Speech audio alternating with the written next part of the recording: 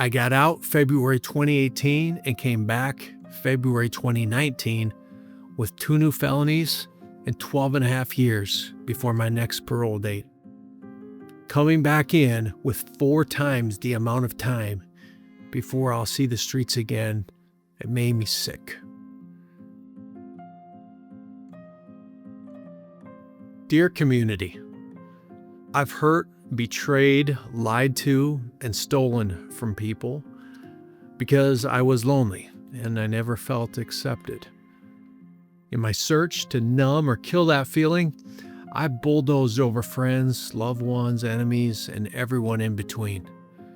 I was addicted to anything that altered my state of mind, but I particularly loved weed and meth. I got high for the first time when I was just 14, and my trajectory either completely changed or completely cemented itself into a downward spiral. The world drugs opened up for me was one I was enamored with for a long time. 14 to 18, I was in a haze of drugs and alcohol. And when I wasn't getting high, I was finding ways to get money to get high. And that often involved committing crimes. And I wasn't very good at not getting caught, so eventually I ended up in the juvenile justice system. Honestly, my first time in prison was mostly uneventful. Some things happened, but because of who I affiliated myself with, I was able to skate a lot of issues. I was lucky in that sense, but the availability of classes was negligible. The only education I got as a 19-year-old who already had a GED was from other inmates. What I was taught by them wasn't how to pay rent or apply for jobs. What I learned were more tips and tricks on how to be a better criminal. After 3.5 years, I was released back into society. I went in a boy and came out a man. I was 23 now, but the world I left and re-entered were now 2 completely different worlds. For one, I had never paid a bill before in my life, and I was expected to find a job, a place to live, pay bills, manage relationships, repair relationships, create new relationships, all while remaining sober. Pretty soon, I was back to my old behaviors, except much, much heavier. I got out February 2018 and came back February 2019 with 2 new felonies and 12 and a half years before my next parole date. Coming back in with 4 times the amount of time before I'll see the streets again, it made me sick. I eventually was placed in segregation because of too many violent altercations. And for 2 years, I was on 23-hour lockdown with only 1 hour out of my cell each day. It was back there in segregation I met a man on death row. And he told me he had never been off A floor since he had arrived in the prison, but still, he had decided to change his life for the better. He had received a degree in sociology while he was back there. He was married and he was investing and he had money in the bank, all while essentially waiting to die. Fast forward, I'm off A floor and back serving time on the Hill. I began to see myself, my worth, and my situation from a whole different perspective. I'm beginning to touch the edges of self-esteem and self-belief. Then, Leaders of Tomorrow enters the prison, and I'm selected to be in the first cohort. And we learned so many things, but what cemented my trajectory wasn't exactly what they taught me, but what they did for me here, and that was they created a brotherhood. They created a community for me here.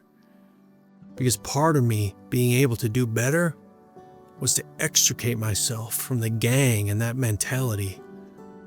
And Leaders of Tomorrow gave me a safe place to land. The most impactful moment of LOT for me was the day we had the manhood ceremony. And we were asked, quote, "How did we know when we had become men?" And most of us, we were at a loss for an answer. We were asked, who gave us permission to be good men? Still, we were at a loss for an answer. And then we were asked, do you want to be this good man? If so, then raise your hand, and every hand shot up. And finally, he said, if you raise your hand, stand up. You standing is yours symbolically taking a step into manhood. And now look around you. None of you are perfect. You'll stumble, but these are your brothers who will help you up, but who will also hold you accountable to what you just agreed to become. Now go be a good man. And that was a game changer for me. I have a job at the school as a GED tutor now. I worked hard and eventually took over a leadership and character development class. I started my own class, teaching about trauma and ACEs, their insidious effect on our lives and our decision making. I started 2 monthly talking circles that foster growth and build community. I actually started a character development program for guys who get kicked out of the GED program for behavior issues. I underwent training to be an alternative violence project facilitator. I also won the election to become the president of our Toastmasters Club here, which is a huge step toward my goal of being a motivational speaker. I'm as involved in my community here in a positive way as possible. LOT changed my life. It helped me find the confidence and belief in my ability to be a change maker. LOT showed me the way to become a good man. Now, author of my life, put me on the trajectory to becoming a great man.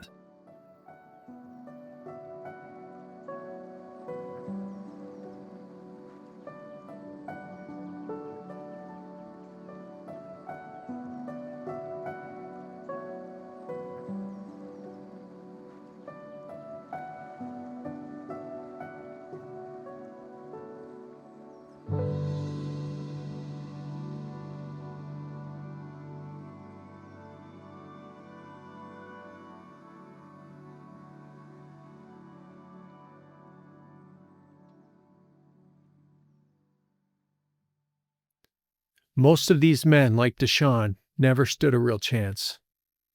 The world wrote them off before they ever had a chance to write their own story. But now, with the tools, the mindset, and the courage, they are rewriting it. And they need us to lean in, not with charity, but with belief, with jobs, mentorship, advocacy, and presence. Many of them need male role models and mentors to help guide them. If we say we're a community that cares, now is the time to prove it by rolling up our sleeves and investing in lives. Together, we can rewrite what is possible.